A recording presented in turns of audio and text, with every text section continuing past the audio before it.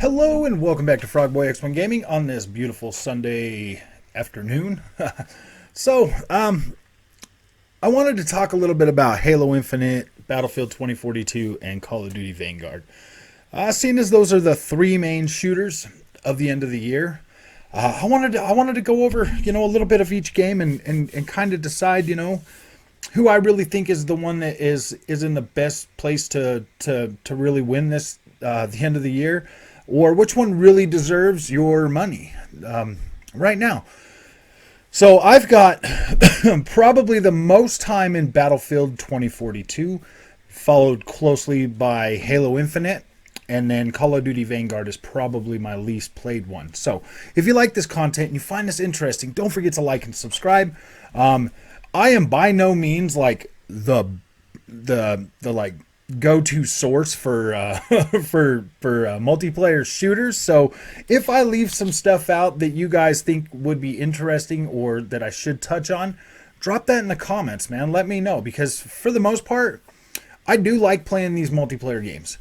I love them when I'm playing with my friends, but I do also dabble in these by myself. So with Battlefield 2042 being the one I have played the most, I do like the core experience of Battlefield 2042 for the most part. Like I do like it, but it's such an empty shell that the price of it really drags that down. And for not having a campaign, that really makes that game pretty hard to justify the price for that.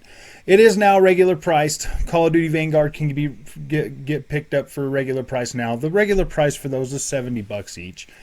You do get entitlement for last gen versions of those, but if you've got a new gen, a current gen console, you seriously don't need those.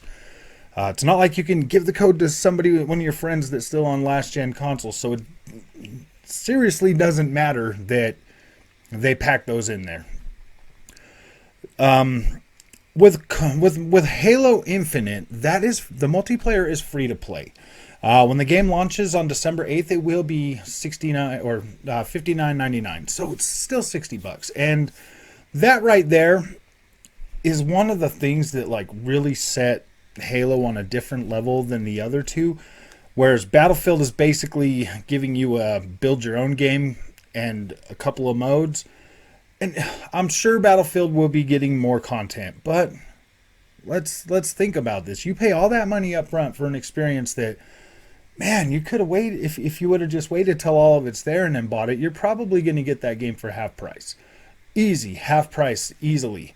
Whereas, with Halo Infinite, the multiplayer, you're basically, you can get in there and start playing for free. You could pay your $10 for the battle pass, and then you're on your way to collecting meaningless items that that don't necessarily really matter. And then Call of Duty is Call of Duty. Call of Duty is basically the same as it always is. A jumbled mess pushed together, shipped out the door within a year, and then they want you to pay for it. This is probably by far the worst time I've ever had with a Call of Duty experience. Battlefield and Halo are definitely playable for me. I love both of those games for the most part. Battlefield, like I said in my review, is lacking so much content. And I saw a list just the other day of so much stuff that they have removed from this game that me personally, I never really noticed because I don't buy a Battlefield and just sit there and play only that. I play so many games that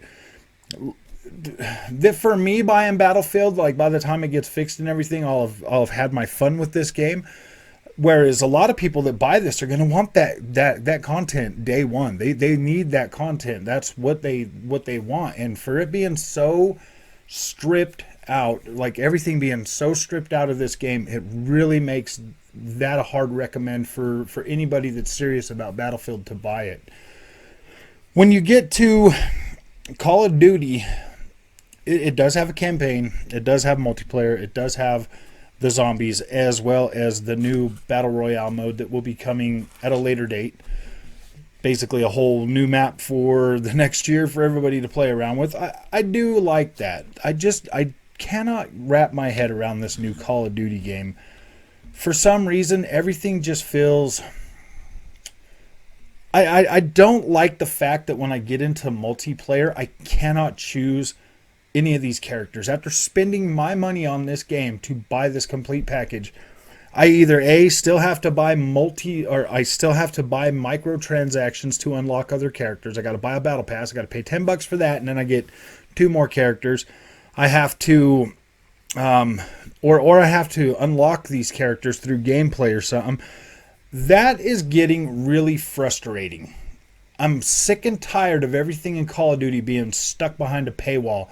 I did buy 2 battle passes for Call of Duty freaking Cold War last year, and that was because I wanted certain operators. So I bought those because you get the operator up front. And I'm so sick and tired of wasting money to have to buy more stuff just to enjoy these games that I've already paid for.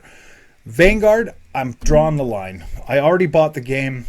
I played enough of it to know that I just do not like that experience this year. I don't like it. I really liked World War II.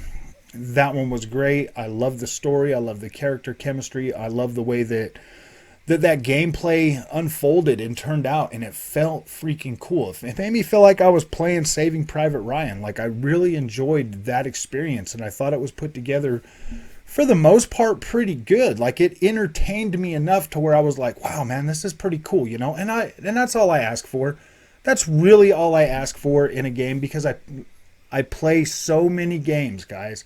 So many games that all I ask for is a solid experience out of the gate. I just want a solid a campaign experience when it comes to first-person shooters. I just want to be able to get in there and play that, and then generally, if I really like the game and I'm really pumped after the campaign, I will play a lot more of the multiplayer. But if the campaign is garbage, I could care less about playing the multiplayer or being in that. I will be checking out the new Warzone when that launches for this Call of Duty, just to kind of see what that's like.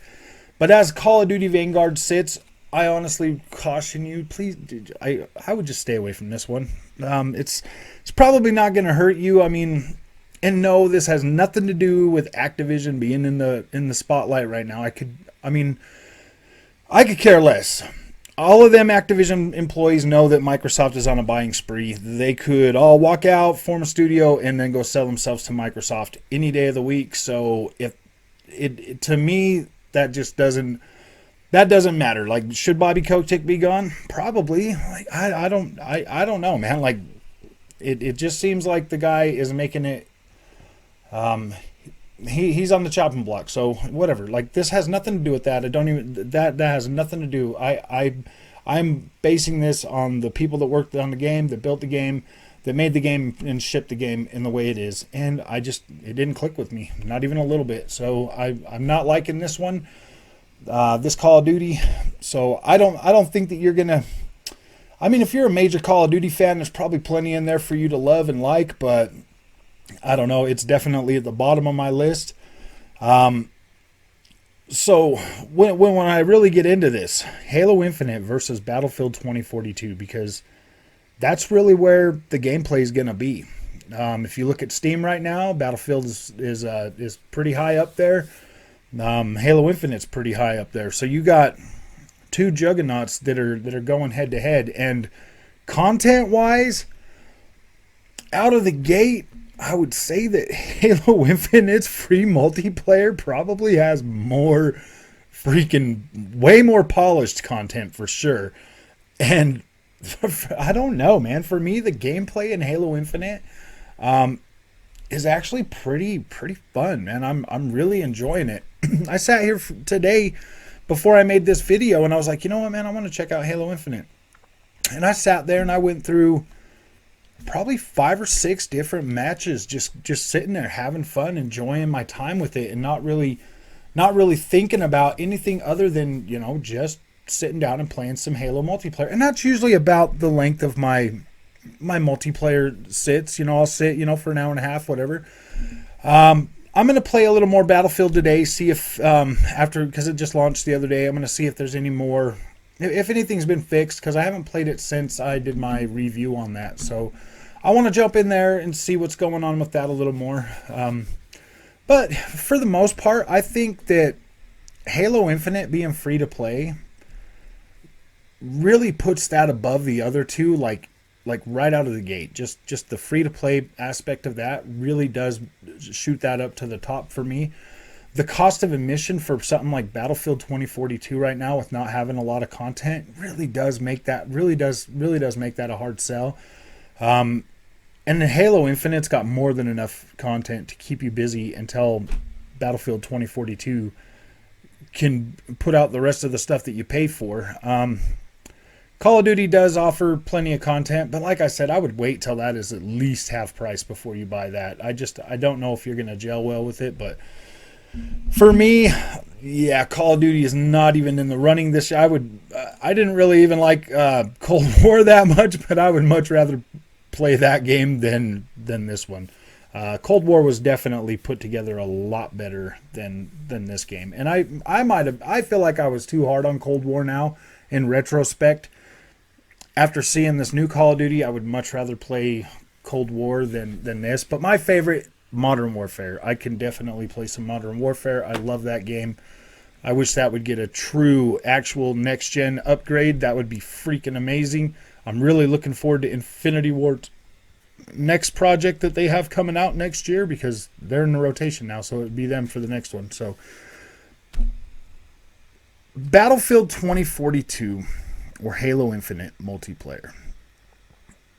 Yeah, I'm going to have to go with Halo Infinite. And that's not just because I'm trying to play lip service as some Xbox fanboy. This is the first time that I have ever indulged in Halo online multiplayer, and I'm having a blast with it. The game is clean. It looks freaking beautiful. It's really, really polished. I don't ever feel like I'm at a disadvantage when I'm fighting other people. Like I feel like it's clicking. It's clicking really well with me. Let's put it. It's given me that fast-paced, in-your-face kind of combat that I used to like Call of Duty for. It's given me that, but at a different level.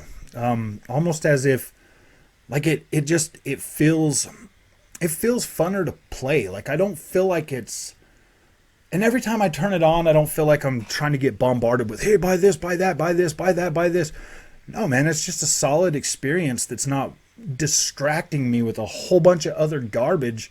I can just get in there and play. I can just have fun.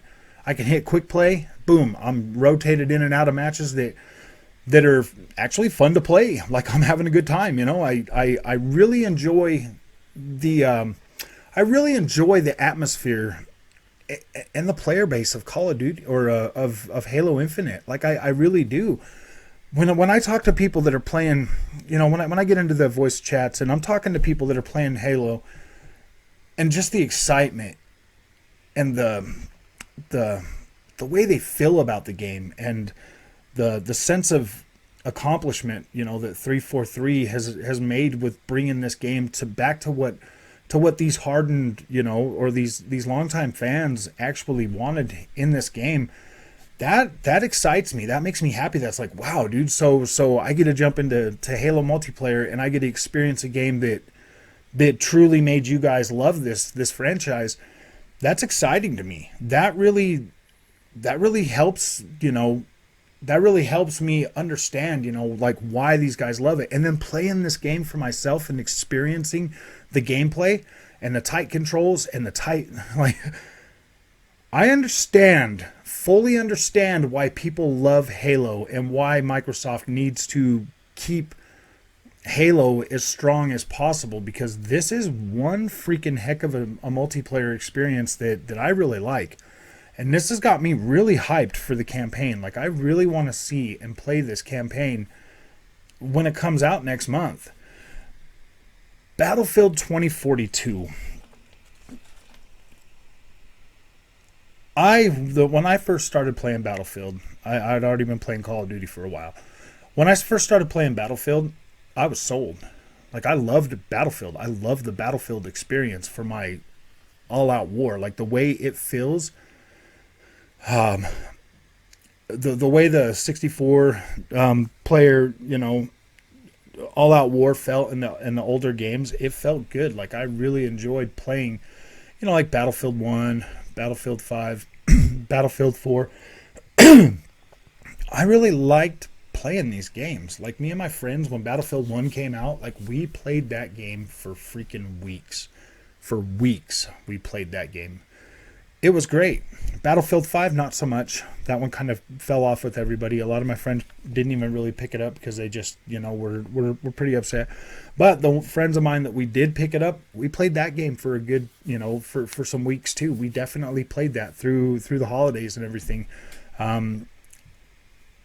I still have it downloaded. I still have them both downloaded. I still have those ones. Battlefield 4, I don't have downloaded.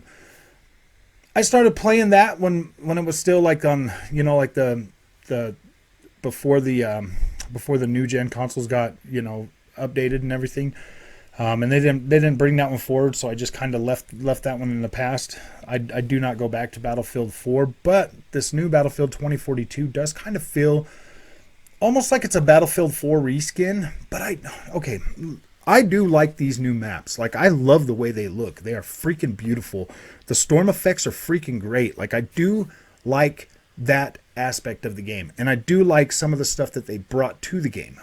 But this lacking so many of those core features that a lot of other players really want, that makes it really hard for me to really pump this game up, because what I like and what appeals to me isn't going to really appeal to a lot of other people. Like, I will be fine with my purchase of Battlefield. I know I'm going to get my content. I spent $100 on it. I know I'm going to get a whole bunch of extra content and all the stuff that comes with that pack, but the base experience, like, I don't know, man. It makes it hard to it makes it really hard to recommend over something like Halo Infinite that I've been playing for free and I'm enjoying. There's no garbage in there to, like, really distract me from my gameplay of it. There's nothing really to distract from the fun. So that makes that a good experience. With Call of Duty and Battlefield, there's always like, put your credit card here, put your credit card here, and like it's really it's like a breath of fresh air to seriously get into Halo and see that this experience is like, wow, man, like, this is great. The core gameplay is freaking addicting. And that's the same way it is with like Forza Horizon 5. Like, Microsoft is kind of killing it this holiday season with these amazing experiences. Like, they're great, and they're packed with content that is really worth checking out. All you got to do is download Halo Infinite multiplayer or sign up for Game Pass and play some Forza Horizon 5. But with that, definitely Halo is the game that should be played the most this holiday season. Battlefield, while I feel like Battlefield's in a much better place than Call of Duty, I still can't really recommend paying full price for either of those games. Wait till they're fixed and wait until they're on sale and they get all the content they need to. And I think Battlefield 2042 is going to rise to the top and stand shoulder to shoulder with Halo Infinite. To be completely honest, I feel like Battlefield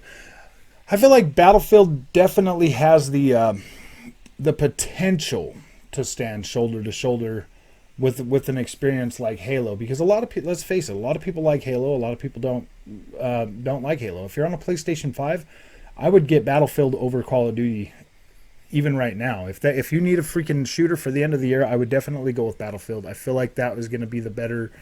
I feel like that's going to be the better move for you, to tell you the truth. Yes, Call of Duty does have a campaign, but I didn't like it. I don't like it. I couldn't even finish it. It was just not that great. It's not a Call of Duty that I wanted to play. So with that, this video is pretty long, but I feel like I left a lot out, and I feel like you guys in the comments are definitely going to let me know what it is you like about these games and what you think I missed, because as it sits right now, I feel like Halo Infinite multiplayer is going to be my most played with my friends throughout the rest of the holiday season.